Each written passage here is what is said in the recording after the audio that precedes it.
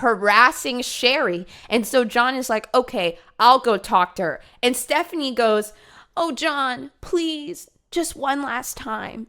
Just one last time together, and I'll let it all go. And then he fucked her! And then he hooked up with her. Guys, if a girl ever does this to you, it is not just one last time. And so after that happened, that's when Stephanie comes showing up at Sherry's job, okay? Do y'all see the picture, the everything that is being painted here? And it escalates, and it escalates and escalates. And Stephanie just can't win. She can't win this battle. And oh my God, John marries her. And John's not going to invite Stephanie to the wedding.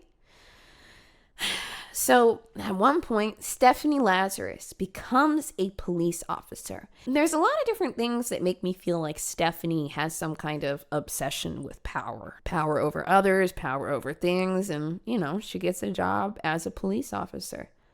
Not even a few months into being an officer, Stephanie shows up at Sherry's house when John is gone, and they break out into a fight, a struggle. Sherry's not prepared for this. She's in her nightgown. Stephanie has shown up. I believe she showed up in her officer uniform on a day off of work. And she beat this woman to death. She beat her. I believe she shot her. She bit her. She literally bit her on the hand. And she killed her. And John came home to find his wife murdered. And everybody knew that it was Stephanie. But nobody could prove it. So see, Stephanie was a trained police officer at the time, and she did a really, really, really good job of making the murder scene actually look like a burglary. So she gets away with it. She gets away with it for, I want to say, 20 years. Until the cold case department shows up. And look, let me tell you, the police officers, they rotate in and out of the cold case department. And you know what happens? Young bloods, they want to prove themselves. That's what we love. We love a young blood in the cold case department that wants to prove himself. And they look at these case files, and they're like, can we look at Stephanie Lazarus, who works in the precinct next door? What ends up happening is they had DNA from the bite. Years later, at the time, this DNA evidence didn't exist when Stephanie committed this murder. And afterwards, they had actually tested the bite, and they had the DNA. So these officers followed Stephanie Lazarus around until she finished her cup of coffee that morning. And on that cup of coffee, which she threw away in the trash, which is now public domain, they tested her DNA. And it was an exact match to the bite mark on Sherry Rasmussen's hand. What I'm going to show you guys now is after they confirmed with DNA evidence, they called Stephanie into this interrogation room as a fellow officer. What this is a... Hold on. This is her.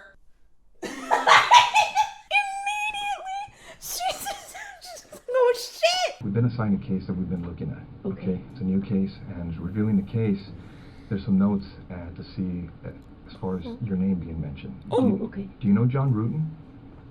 John Rutan. She said, oh, okay. John Rutan? Rutan. Oh, yeah, I went to school with him. You did? Yeah. How long did you know him?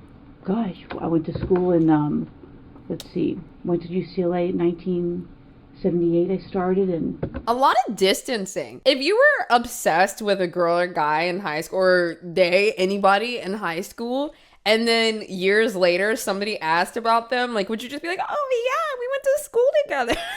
You're obviously hiding something. You know, met him. Especially if everyone knows that y'all were hooking up. Were you guys friends, close friends? Yeah, we're very close friends. I mean, what's this all about? Well, it's regarding... It's a case we're working on. It involves John, and in there, some of the statements we reviewed, you know, there's notes and stuff that he knew you and stuff. Oh yeah, I mean, we were good friends. Lived in the dorms for 2 years. You guys lived in the same dorm? Yeah. Or, okay. Yeah, Dykstra. Okay. Were you guys just friends or anything else, or? Yeah, we were good friends. Yeah. Was there ever any relationship or anything that developed? It's like we're trying to see how truthful Stephanie is going to be up front without being asked too much. And it seems like she really likes to keep as much information as close as possible. Yeah, I mean, we dated. Oh, now you dated. First you went to school together, now you dated. What's this all about? Well, it's relating to his wife. Okay. Okay. Did you know her? Not really. Oh my God. I mean, I knew that he got married years ago. Did you ever meet her? God, I don't know. Do you know who she was or anything? Well, let me think. God, it's been a long time ago. I may have met her. Bro, knowing everything I just told you about this case, knowing what Stephanie did is like, isn't it mind-blowing watching her trying to talk her way out of this right now?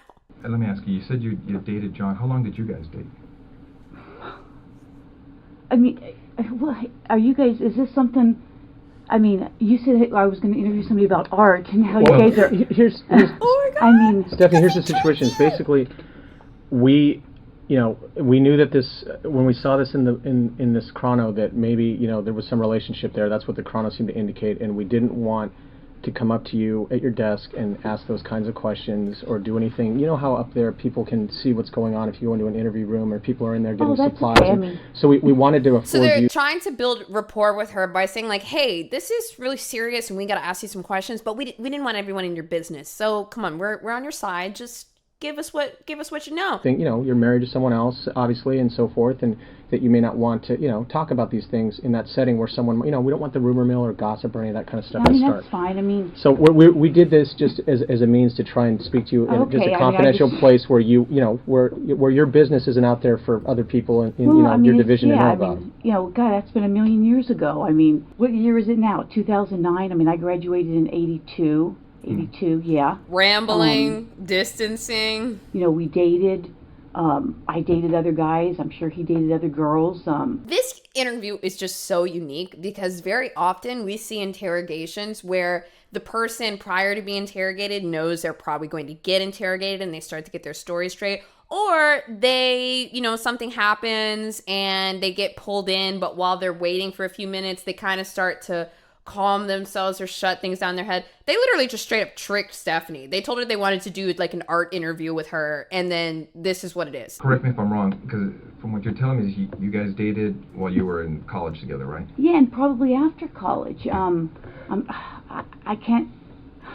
Common Stephanie When I L. met my husband, Scott, when I was teaching DARE up in Oregon. But we had long stopped, dating before that. So you haven't talked to him for a long time? Oh, I think I haven't talked to him in a long time. I couldn't even tell you when the last time I talked to him. I met Scott, I'm thinking in 92 maybe, April of 92. It was, Scott being your husband. yeah, I'm trying to think. I was teaching DARE. Woo! That heart grab. This think about it, guys. How often do you do this? This is like, I need to calm myself. My heart's beating out of my chest. I met John in 92. I got married in 1996. I think I met Scott in 92. Prior to that, I couldn't tell you how long I had talked to John prior to that. But since you met your husband, Scott, you haven't talked to him? I mean, he may have called me once or twice before we got married. Right. Quite honestly, I probably keep in contact with a few people from the dorms. We all lived on the 10th floor. Panicking. And about 3 or 4 people I keep in contact with. There's probably like 6 or 8 of us that were all really close. And who are those people? Oh, geez. Diana Basta. The people I still keep. I haven't been in contact with her in a long time. I mean, Have you ever had a panic attack before? And sometimes you don't need this, but sometimes you do. You need somebody to keep you talking calmly, keep your mind off of the anxiety. Like when your panic attack's at a 10, like that shit doesn't work. It's like, get away from me! But, sometimes when the panic attack is coming or the anxiety's rising, you like to just keep talking, kind of rambling, keep it going because I can focus on my words instead of the anxiety and I can just keep going. That's kind of what Stephanie's doing here. There's actually a phrase for this type of rambling, but just in layman's terms, that's kind of what she's doing. She's trying to figure out her story while she uses the talking to keep her baseline, but I don't think she realizes how panicked she's coming off. what's this all about? What is this? Well, let me ask you, what ended the relationship between you and John? Oh. It was kind of a weird relationship. I mean, we dated. I can't say that he was my boyfriend. I don't know that he would consider me his girlfriend. We dated. We did things. I played sports in college. He played basketball. I mean, I don't know what to tell you. It was like I went out with other guys, saw other guys. I went on lots of vacations. Wow, and it's so funny here because here she's portraying herself as the exact opposite of what she was. She was trying